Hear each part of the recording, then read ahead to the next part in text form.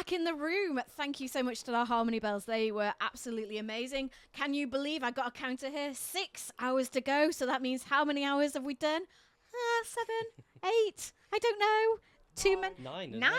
Nine hours. 25 sausages eaten. Many cups of coffee. Some lovely kombucha. And here we are. I have no idea what time it is, but it's great to be here in the pod.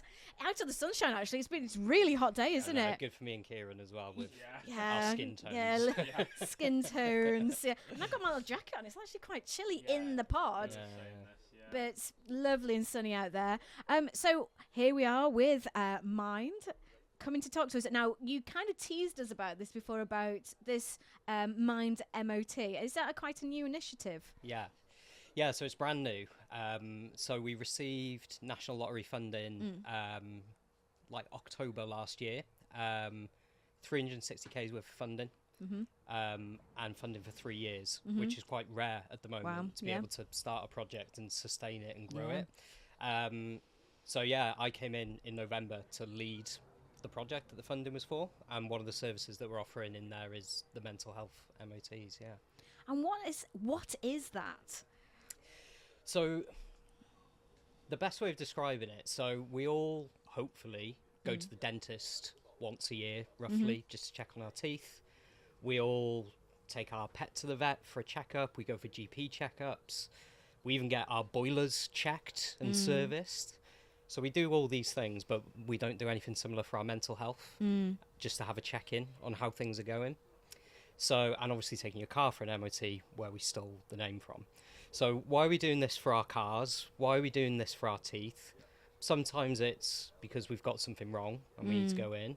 But I'd say most of the time, when we're taking the car for an MOT or we're going to the dentist, we're not going in thinking there's something wrong that needs to be fixed.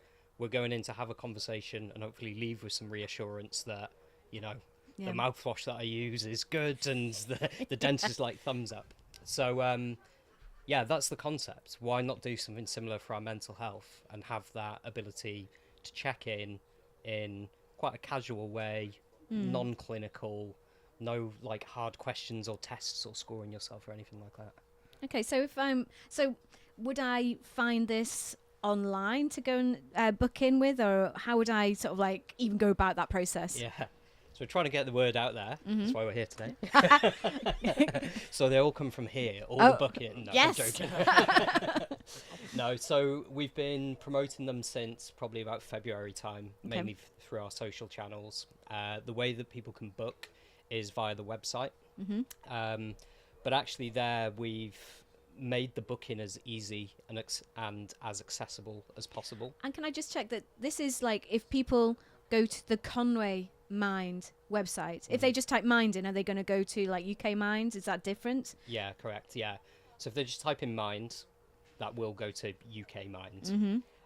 So Conwy Mind is where you need to go. So it's a service that's only being offered by us. So no of the other regional minds, I think there's about 150 across the UK, are offering the mental health MOTs. And Mind Federation also don't have that service either. Oh, wow. Yeah. Okay. So we're the first ones kind of doing it, which is great. Yeah, it's amazing. And why was it that someone came up with that idea? I suppose, at risk of repeating myself, kind of the reasons that I mentioned, and like often until you think about it and it's presented in the way that we take our cars for an MOT, we go for the dentist, you don't have that eureka moment of, that does make sense, doesn't it? Just to go and have a 45-minute conversation about how I'm doing and get some signposting and reassurance. So I've gone onto the website, I filled in the form. What happens next? Well, it's not even filling in a form. Oh, right, okay. So this was a big part of the thinking with the MOTs. So it's all about early intervention, low level, accessible, casual. So we were like, well, the MOT needs to be that, but the way of booking an MOT also needs to mirror that as well. And quite often, people who need support for their mental health, it can be so confusing and overwhelming about where to go. There can be so many forms to fill in, and you can just be like, am I even filling in the right form? Do I want to fill in the form? Do I want to provide these details now? I thought that's what the conversation would be. So we took that into consideration. So the way that you can book is basically like when you go to the hairdressers, we've just got an online booking calendar. Right. People can choose which day they want to go, put in their email address and book it in. Just as simple as that. Really simple then. Yeah. And is that like through the day, evenings, weekends?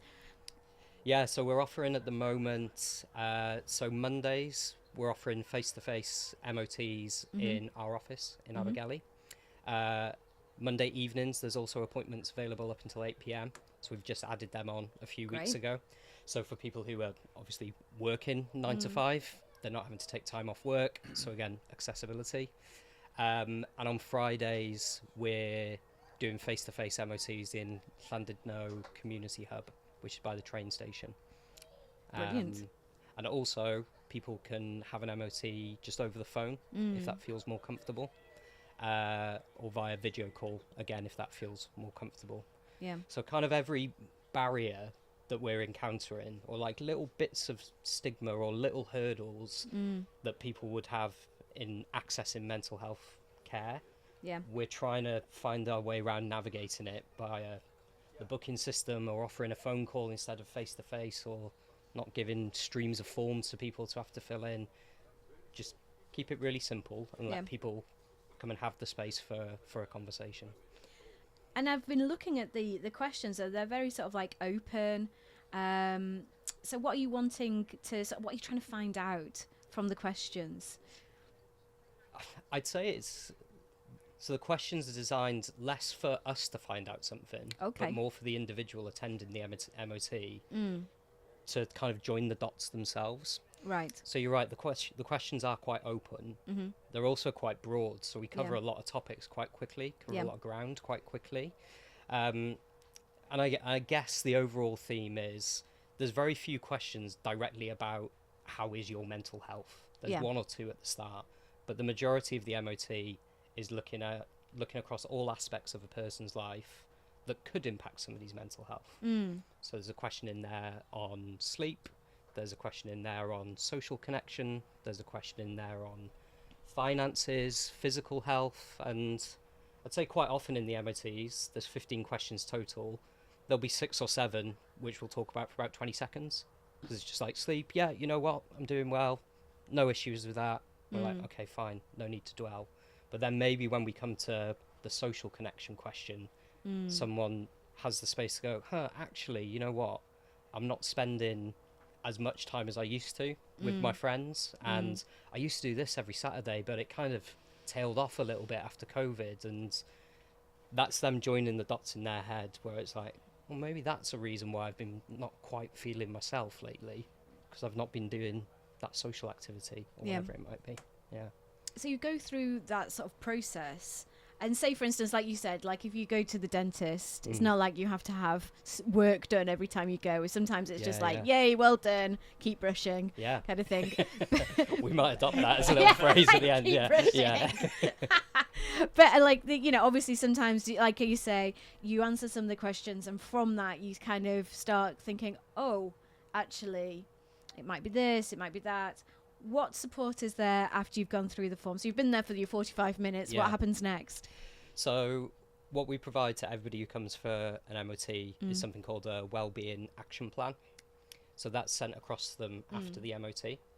And within that action plan, if there's any resources that we feel could be useful for an individual, we'll send them across. And they can range from meditation exercises to...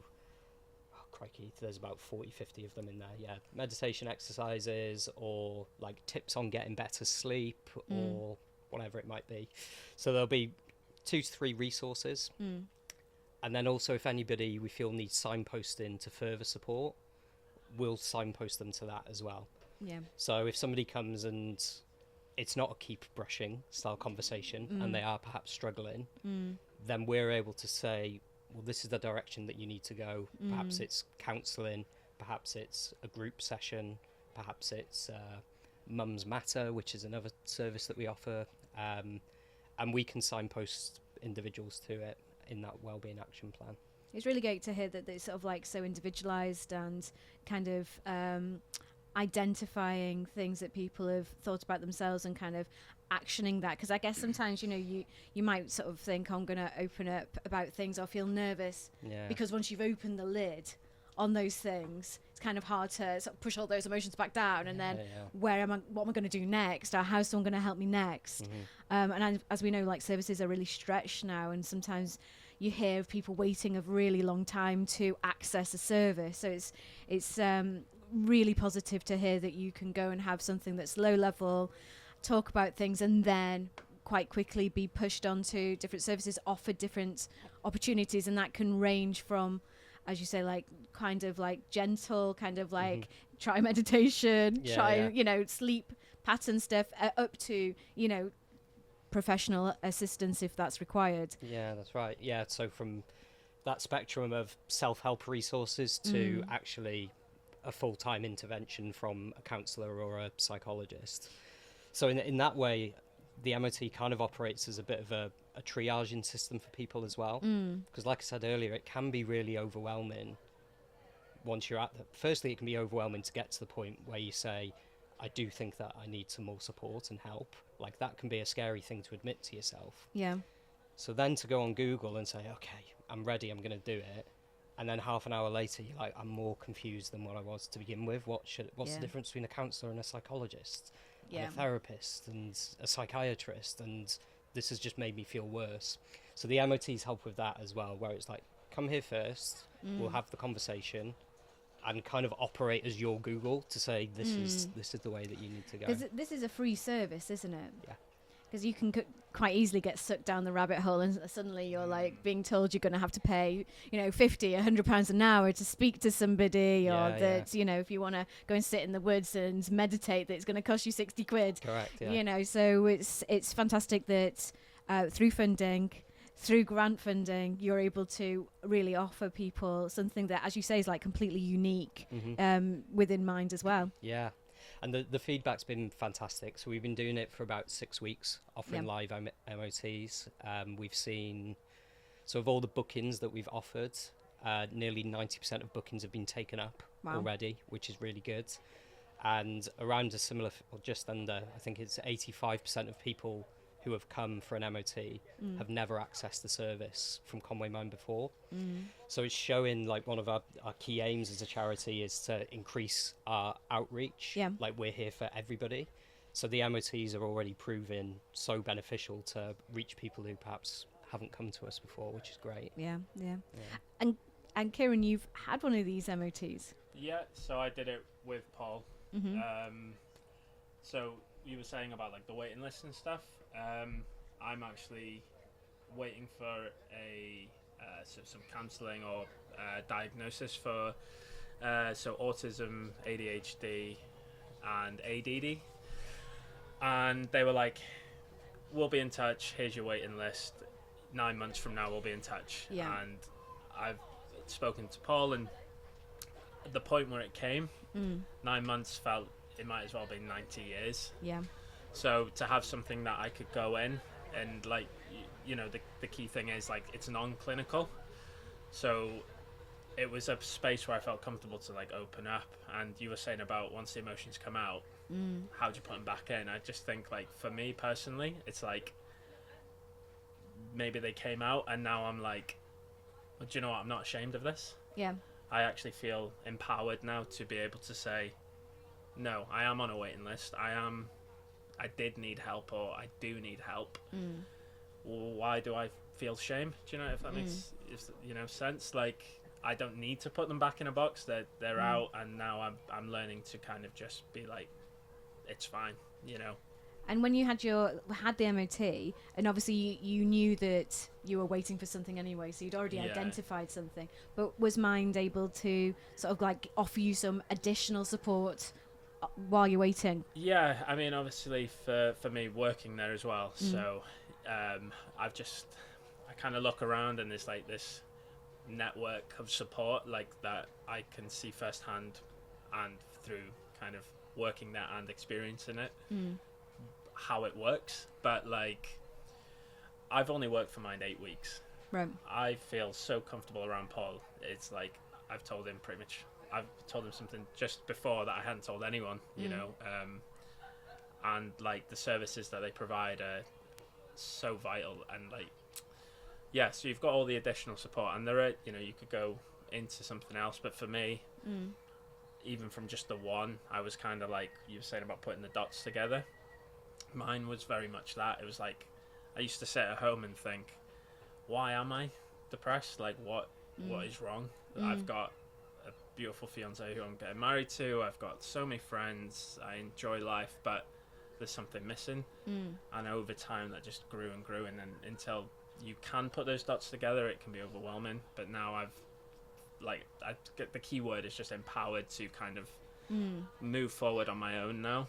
And I know for others it might take longer. For me, I was just lucky enough that, do you know what, like you were saying earlier about, for one person it'll be fine, for another it won't work, like in straight away or whatever. So for me, I was just being lucky enough to feel confident enough to go, actually, this is fine now, thanks to the, you know, just talking. Yeah, it sounds like early intervention as well, you know, that it's sort of like choosing to speak to somebody and getting that opportunity, as you say, like that 9-month wait felt like 90 years. Yeah. So to be able to, while you're feeling like that, to go and speak to someone straight away and have that next step. And I guess this could be is an early sort of place for people to start. That's exactly what it is. And again, it's like a key part or key outcome we want from the project, that we're improving that first point of access and early intervention services for people with their mental health.